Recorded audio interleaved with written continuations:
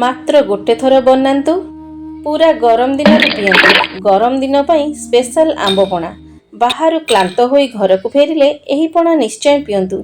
गोटे ग्लास पीले मन आत्मा सब शांति। एमिति भयंकर गरम को घर को फेरिले बाहर कोल्ड ड्रिंक्स न पी एही पणा को निश्चय पियंतु। शरीर को ठंडा प्रदान करिथाए और थकापण दूर करिथाए। सेथिपाई खास एमिति बनातु मात्र 3टी सामग्री रे स्वादिष्ट और स्वास्थ्यकर आंबपणा। नमस्कार दर्शक बंधु, मो हाथ रंधा चैनल को आपण मानक अनेक अनेक स्वागत करुछि। तो चलंतु वीडियोटी आरंभ करिबा। एठी देखंतु मु 2टी लेंबू नेछि, 4टी आंब नेछि आ किछि पुदीना पत्र नेछि। पुदीना पत्र हाथ रे धरले गोटे मुठा हबो और लेंबू मु 2टी नेछि और आंब 4टी नेछि। तापर एठी गोटे बाउल नहीं सेथिरे आमे पानी देबा। पानी रे आमे आंब गुड़िक पकाई भल भाव धोई नेबा। भल से टिके हाथ रे मकचिकी धोई देले तापर आमे आंब को व्यवहार करिबा। एही कंचा आंब को आपण माने केते प्रकार रो बनै खांती। किए खट्टा बनै खाई थांती आ किए कंचा आंब को लूण रे लंका रे मड़ेइकरी खाई थांती। आपण माने थरे एमिति बनातु ना, देखिबे एही पणाटी बहुत टेस्टी लागिबो। आ पिला माने भी बड़ माने भी समस्ते आको खुशी रे पी परिबे। तापरे आमे ई पुदीना को टिके धोई देबा। जहा टिके माटी फाटी लागिथिबो, धूली लागिथिबो से सब भल से सफा होई जिवो। बेसी तो किछि मैला हेइनी काहेकि ना एगुडी को सब मोर छात रे करथिली। बेसी मैला किछि हेइनी। एबे वर्षा मध्ये होइथिला, अल्प टिके पानी रे एगुडी को भल से धोई नेबा। तापरे एठी देखंतु सबु आमर धुआ सरीगला। आंब आ पुदीना सब मु धोई देइछि। एते सुआदिया पणाटे आपण माने केबे अधारु छाड़ी जांतुनी, निहाती भाबरे पूरा देखंतु। देखिबे वीडियोटी आपण मानकु निश्चय पसंद आसीबो। जदि वीडियोटी पसंद आसे गोटे लाइक करिवे, शेयर करिवे आ चैनल रे नुआ आसुतिले चैनल टी को सब्सक्राइब निश्चय करिवे। तो एठी देखंतु आमर आंब धोई सारिबा पर तार पानी गुड़िक मु भल से सुखई नेथिली। एबे ए आंबरु चोपा गुड़िक भल से छड़े नेबा। आपण माने चाहिले चोपा सहित मध्य सिझेई परिबे, किंतु मु एठी चोपा छड़ेई करी सिझौछि आ केमिति सिझौछि आपण मानकु मु देखाइबी। तो एठी देखंतु आंब गुड़िक मु एमती चोपा छड़ेई सारलिनी। सब आंब गुड़िक चोपा छड़ेई सारिबा परे आमे कोन करबा ना, ए जो आंब को टिके कट लगेइबा। प्रथमे मु ए चोपा गुड़िक एठु सफा कर देउछि, काहेकि ना रेसिपी करबा समय रे एमती परिष्कार कर देले टिके भल लागे रोसई करबा पई कि। तापर एठी देखंतु मु केमती चिरा लगौछि। एमती टिके चिरी देले माने गोटे नुहे पूरा चारिपट जाक एई भली लंबा रे आमे एमती कट मार्क दे दबा। एमती देले कोन होबो ना, आंबटा जेतले सिझेइबा भल से भीतर को सिझी जिवो।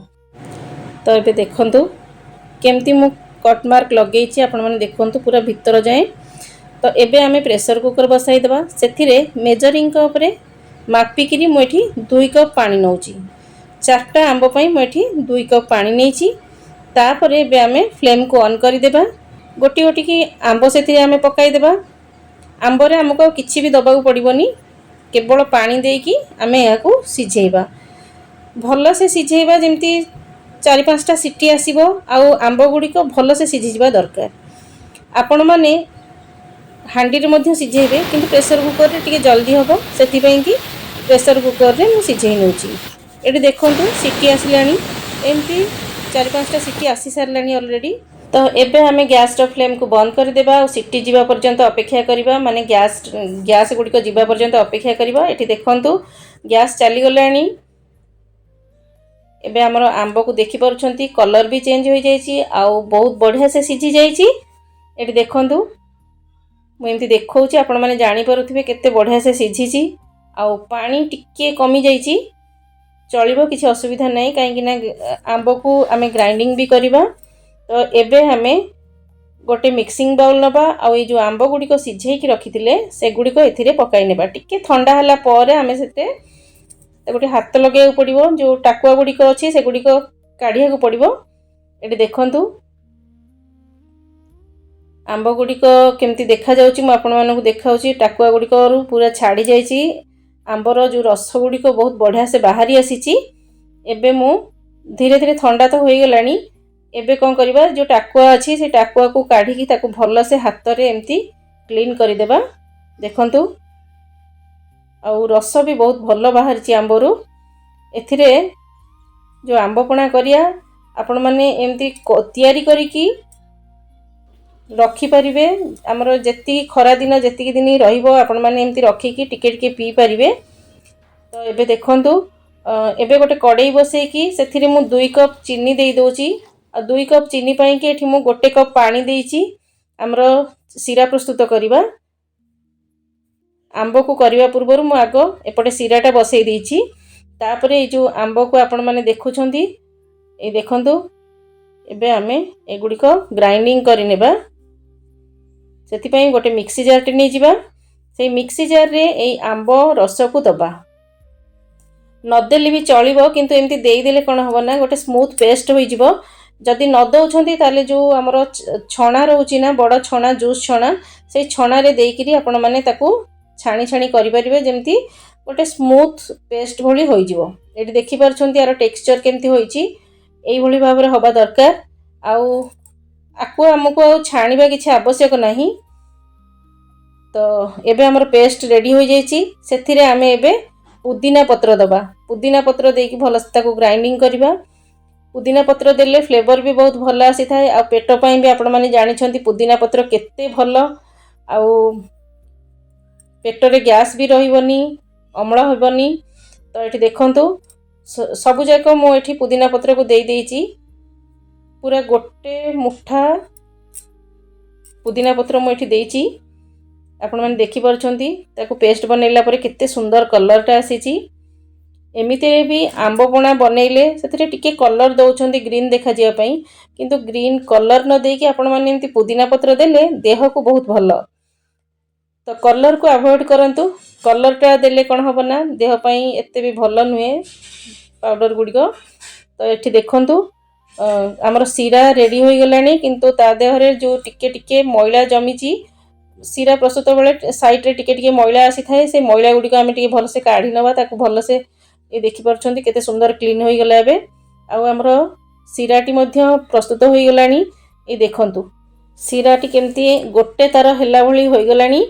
ତ ଏତିକିରେ ଆମର ଶିରା ଠିକ୍ ଭାବରେ ହୋଇଯାଇଛି। ବେଶୀ ତାକୁ କଲେ ଟାଣ ପାଗ ହୋଇଯିବ। ତ ସେଥିପାଇଁ କି ଦେଖିକି ଟିକେ ଶିରାଟା କରିବେ। ଗୋଟେ ତାରରେ ଆମକୁ ଠିକ୍ ଅଛି। ଏବେ ଯେଉଁ ଆମେ ଗ୍ରାଇଣ୍ଡିଙ୍ଗ କରି ରଖିଥିଲେ ଆମ୍ବ ଆଉ ପୁଦିନାକୁ, ତାକୁ ଏଥିରେ ପକାଇ ନେବା।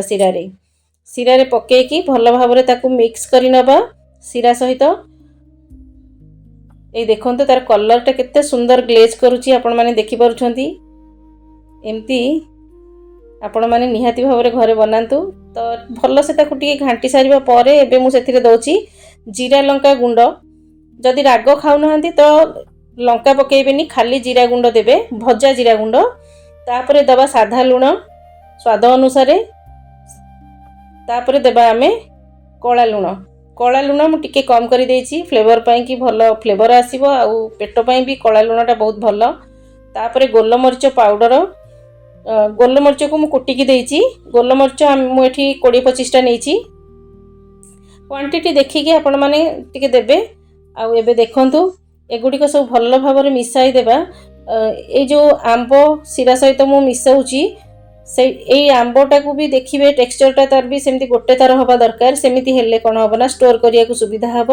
ତାପରେ ଏବେ ମୁଁ ସେଥିରେ ଦେଉଛି ଲେମ୍ବୁ ରସ। 2ଟା ଲେମ୍ବୁର ରସ ମୁଁ ଏଥିରେ ଦେଉଛି।